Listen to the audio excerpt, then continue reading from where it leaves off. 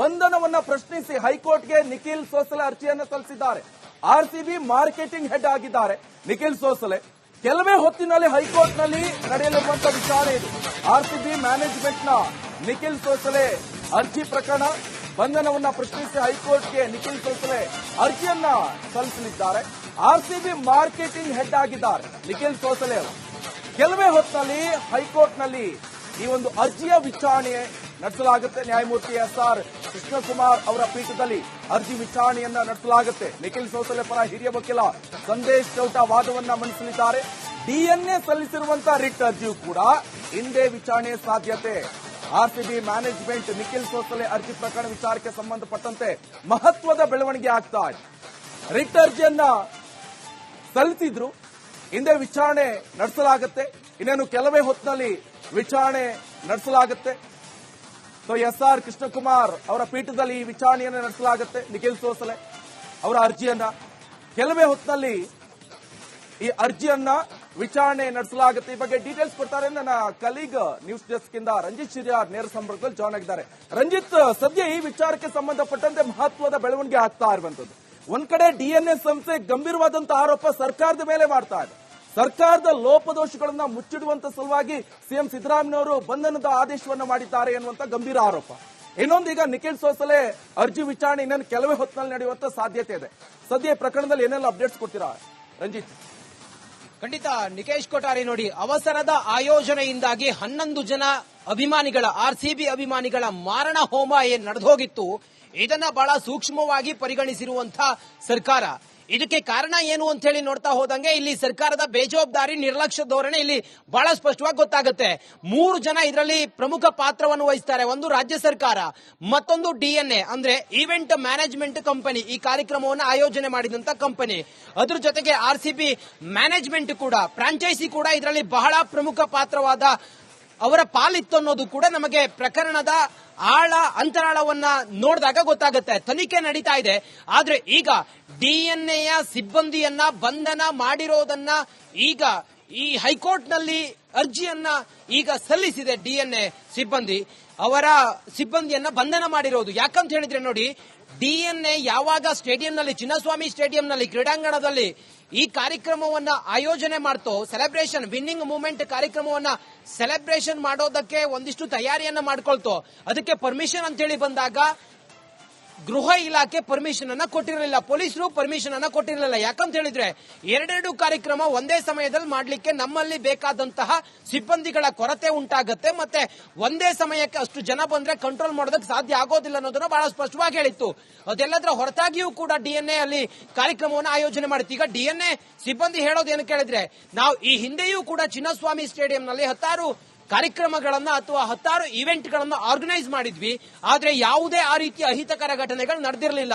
ಆದ್ರೆ ಈಗ ಹಿಂಗಾಗೋದಕ್ಕೆ ಕಾರಣ ಸರ್ಕಾರದ ವತಿಯಿಂದ ವಿಧಾನಸೌಧದ ಮೆಟ್ಟಿಲ ಮೇಲೆ ಇವರು ಕಾರ್ಯಕ್ರಮವನ್ನು ಆಯೋಜನೆ ಮಾಡಿದ್ರು. ಹಾಗಾಗಿ ಕಾರ್ಯಕ್ರಮ ಸ್ಟೇಡಿಯಂನಲ್ಲಿ ನಡೆದಂತ ಕಾರ್ಯಕ್ರಮ.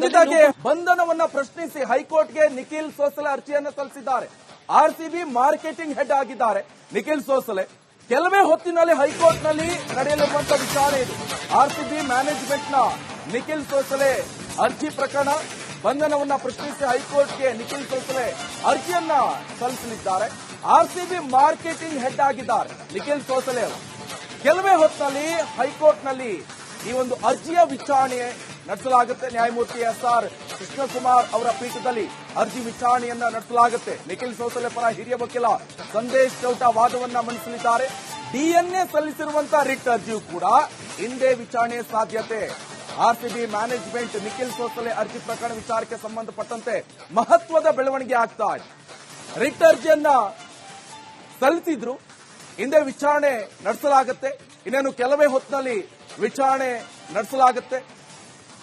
SR ಕೃಷ್ಣಕುಮಾರ್ ಅವರ ಪೀಠದಲ್ಲಿ ಈ ವಿಚಾರಣೆಯನ್ನು ನಡೆಸಲಾಗುತ್ತೆ. ನಿಖಿಲ್ ಸೋಸಲೆ ಅವರ ಅರ್ಜಿಯನ್ನ ಕೆಲವೇ ಹೊತ್ತಿನಲ್ಲಿ ಈ ಅರ್ಜಿಯನ್ನ ವಿಚಾರಣೆ ನಡೆಸಲಾಗುತ್ತೆ. ಈ ಬಗ್ಗೆ ಡೀಟೇಲ್ಸ್ ಕೊಡ್ತಾರೆ ನನ್ನ ಕಲೀಗ್ ನ್ಯೂಸ್ ಡೆಸ್ಕ್ ಇಂದ ರಂಜಿತ್ ಶಿರ್ಯಾರ್ ನೇರ ಸಂಪರ್ಕದಲ್ಲಿ ಜಾಯ್ನ್ ಆಗಿದ್ದಾರೆ. ರಂಜಿತ್, ಸದ್ಯ ಈ ವಿಚಾರಕ್ಕೆ ಸಂಬಂಧಪಟ್ಟಂತೆ ಮಹತ್ವದ ಬೆಳವಣಿಗೆ ಆಗ್ತಾ ಇರುವಂತದ್ದು. ಒಂದ್ ಕಡೆ DNA ಸಂಸ್ಥೆ ಗಂಭೀರವಾದಂತಹ ಆರೋಪ ಸರ್ಕಾರದ ಮೇಲೆ ಮಾಡ್ತಾ ಇದೆ. ಸರ್ಕಾರದ ಲೋಪದೋಷಗಳನ್ನ ಮುಚ್ಚಿಡುವಂತ ಸಲುವಾಗಿ ಸಿಎಂ ಸಿದ್ದರಾಮಯ್ಯನವರು ಬಂಧನದ ಆದೇಶವನ್ನು ಮಾಡಿದ್ದಾರೆ ಎನ್ನುವಂತ ಗಂಭೀರ ಆರೋಪ. ಇನ್ನೊಂದು, ಈಗ ನಿಖಿಲ್ ಸೋಸಲೆ ಅರ್ಜಿ ವಿಚಾರಣೆ ಇನ್ನೊಂದು ಕೆಲವೇ ಹೊತ್ತಿನಲ್ಲಿ ನಡೆಯುವಂತ ಸಾಧ್ಯತೆ ಇದೆ. ಸದ್ಯ ಈ ಪ್ರಕರಣದಲ್ಲಿ ಏನೆಲ್ಲ ಅಪ್ಡೇಟ್ಸ್ ಕೊಡ್ತೀರಾ ರಂಜಿತ್? ಖಂಡಿತ ನಿಕೇಶ್ ಕೊಠಾರಿ ನೋಡಿ, ಅವಸರದ ಆಯೋಜನೆಯಿಂದಾಗಿ 11 ಜನ ಅಭಿಮಾನಿಗಳ RCB ಅಭಿಮಾನಿಗಳ ಮಾರಣ ಹೋಮ ಏನ್ ನಡೆದು ಹೋಗಿತ್ತು, ಇದನ್ನ ಬಹಳ ಸೂಕ್ಷ್ಮವಾಗಿ ಪರಿಗಣಿಸಿರುವಂತಹ ಸರ್ಕಾರ. ಇದಕ್ಕೆ ಕಾರಣ ಏನು ಅಂತ ಹೇಳಿ ನೋಡ್ತಾ ಹೋದಂಗೆ ಇಲ್ಲಿ ಸರ್ಕಾರದ ಬೇಜವಾಬ್ದಾರಿ ನಿರ್ಲಕ್ಷ್ಯ ಧೋರಣೆ ಇಲ್ಲಿ ಬಹಳ ಸ್ಪಷ್ಟವಾಗಿ ಗೊತ್ತಾಗುತ್ತೆ. 3 ಜನ ಇದರಲ್ಲಿ ಪ್ರಮುಖ ಪಾತ್ರವನ್ನು ವಹಿಸ್ತಾರೆ. ಒಂದು ರಾಜ್ಯ ಸರ್ಕಾರ, ಮತ್ತೊಂದು DNA ಅಂದ್ರೆ ಈವೆಂಟ್ ಮ್ಯಾನೇಜ್ಮೆಂಟ್ ಕಂಪನಿ, ಈ ಕಾರ್ಯಕ್ರಮವನ್ನು ಆಯೋಜನೆ ಮಾಡಿದಂತ ಕಂಪನಿ. ಅದ್ರ ಜೊತೆಗೆ RCB ಮ್ಯಾನೇಜ್ಮೆಂಟ್ ಕೂಡ, ಫ್ರಾಂಚೈಸಿ ಕೂಡ ಇದರಲ್ಲಿ ಬಹಳ ಪ್ರಮುಖ ಪಾತ್ರವಾದ ಅವರ ಪಾಲಿತ್ತು ಅನ್ನೋದು ಕೂಡ ನಮಗೆ ಪ್ರಕರಣದ ಆಳ ಅಂತರಾಳವನ್ನ ನೋಡಿದಾಗ ಗೊತ್ತಾಗುತ್ತೆ. ತನಿಖೆ ನಡೀತಾ ಇದೆ. ಆದ್ರೆ ಈಗ DNA ಸಿಬ್ಬಂದಿಯನ್ನ ಬಂಧನ ಮಾಡಿರೋದನ್ನ ಈಗ ಈ ಹೈಕೋರ್ಟ್ ನಲ್ಲಿ ಅರ್ಜಿಯನ್ನ ಈಗ ಸಲ್ಲಿಸಿದೆ. DNA ಸಿಬ್ಬಂದಿ ಅವರ ಸಿಬ್ಬಂದಿಯನ್ನ ಬಂಧನ ಮಾಡಿರೋದು ಯಾಕಂತ ಹೇಳಿದ್ರೆ ನೋಡಿ, DNA ಯಾವಾಗ ಸ್ಟೇಡಿಯಂನಲ್ಲಿ, ಚಿನ್ನಸ್ವಾಮಿ ಸ್ಟೇಡಿಯಂನಲ್ಲಿ, ಕ್ರೀಡಾಂಗಣದಲ್ಲಿ ಈ ಕಾರ್ಯಕ್ರಮವನ್ನ ಆಯೋಜನೆ ಮಾಡ್ತೋ, ಸೆಲೆಬ್ರೇಷನ್ ವಿನ್ನಿಂಗ್ ಮೂವ್ಮೆಂಟ್ ಕಾರ್ಯಕ್ರಮವನ್ನ ಸೆಲೆಬ್ರೇಷನ್ ಮಾಡೋದಕ್ಕೆ ಒಂದಿಷ್ಟು ತಯಾರಿಯನ್ನ ಮಾಡ್ಕೊಳ್ತೋ, ಅದಕ್ಕೆ ಪರ್ಮಿಷನ್ ಅಂತ ಹೇಳಿ ಬಂದಾಗ ಗೃಹ ಇಲಾಖೆ ಪರ್ಮಿಷನ್ ಅನ್ನ ಕೊಟ್ಟಿರಲಿಲ್ಲ, ಪೊಲೀಸರು ಪರ್ಮಿಷನ್ ಅನ್ನ ಕೊಟ್ಟಿರಲಿಲ್ಲ. ಯಾಕಂತ ಹೇಳಿದ್ರೆ ಎರಡೆರಡು ಕಾರ್ಯಕ್ರಮ ಒಂದೇ ಸಮಯದಲ್ಲಿ ಮಾಡ್ಲಿಕ್ಕೆ ನಮ್ಮಲ್ಲಿ ಬೇಕಾದಂತಹ ಸಿಬ್ಬಂದಿಗಳ ಕೊರತೆ ಉಂಟಾಗುತ್ತೆ, ಮತ್ತೆ ಒಂದೇ ಸಮಯಕ್ಕೆ ಅಷ್ಟು ಜನ ಬಂದ್ರೆ ಕಂಟ್ರೋಲ್ ಮಾಡೋದಕ್ಕೆ ಸಾಧ್ಯ ಆಗೋದಿಲ್ಲ ಅನ್ನೋದನ್ನ ಬಹಳ ಸ್ಪಷ್ಟವಾಗಿ ಹೇಳಿತ್ತು. ಅದೆಲ್ಲದರ ಹೊರತಾಗಿಯೂ ಕೂಡ DNA ಅಲ್ಲಿ ಕಾರ್ಯಕ್ರಮವನ್ನು ಆಯೋಜನೆ ಮಾಡಿತ್ತು. ಈಗ DNA ಸಿಬ್ಬಂದಿ ಹೇಳೋದೇನು ಕೇಳಿದ್ರೆ, ನಾವು ಈ ಹಿಂದೆಯೂ ಕೂಡ ಚಿನ್ನಸ್ವಾಮಿ ಸ್ಟೇಡಿಯಂನಲ್ಲಿ 10 ಕಾರ್ಯಕ್ರಮಗಳನ್ನ ಅಥವಾ 10 ಇವೆಂಟ್ಗಳನ್ನ ಆರ್ಗನೈಸ್ ಮಾಡಿದ್ವಿ, ಆದ್ರೆ ಯಾವುದೇ ಆ ರೀತಿಯ ಅಹಿತಕರ ಘಟನೆಗಳು ನಡೆದಿರಲಿಲ್ಲ.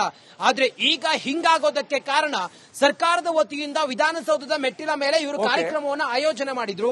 ಹಾಗಾಗಿ ಕಾರ್ಯಕ್ರಮ ಸ್ಟೇಡಿಯಂನಲ್ಲಿ ನಡೆದಂತ ಕಾರ್ಯಕ್ರಮ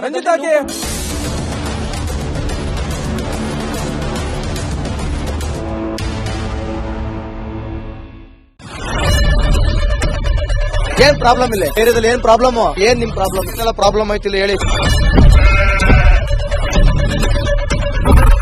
ಏನ್ರಿ ನಿಮ್ ಪ್ರಾಬ್ಲಮ್, ಏನ್ ನಿಮ್ ಪ್ರಾಬ್ಲಮ್ ಅಂತ ಹೇಳಿ. ಯಾರಪ್ಪ ನಗರಕ್ಕೆ, ಗಾಂಧಿನಗರ, ದಾಸರಹಳ್ಳಿ, ರಾಜರಾಜೇಶ್ವರಿ ನಗರ, ಚಾಮರಾಜಪೇಟೆ, ಹುಬ್ಬಳ್ಳಿ, ಚನ್ನಮರುತ್ತದ, ಮೈಸೂರಿಗೆ ಬಂದಿರೋದು, ಬ್ಯಾಡಗಿ ತಾಲೂಕಿಗೆ ನಾವು ಬಂದಿವ್ರಿ.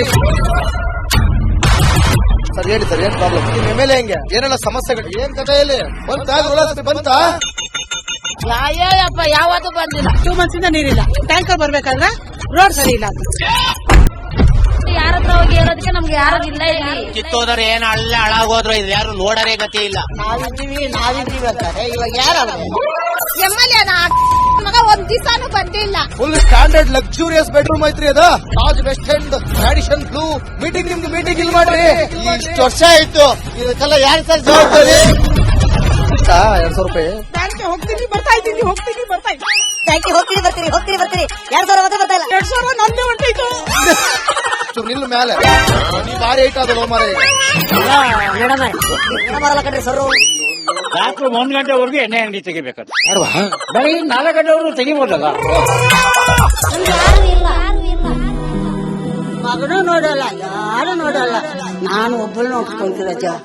ಮೊಮ್ಮಕ್ಕಳಿಗೆ ಅಮ್ಮ ಅಪ್ಪ ಇಲ್ಲ, ಅವರು ನೋಡಿ ಬದುಕ್ತಾ ಇದೀವಿ. ದೇವ್ರು ಬಿಟ್ಟಂಗೆ ಆಗುತ್ತೆ.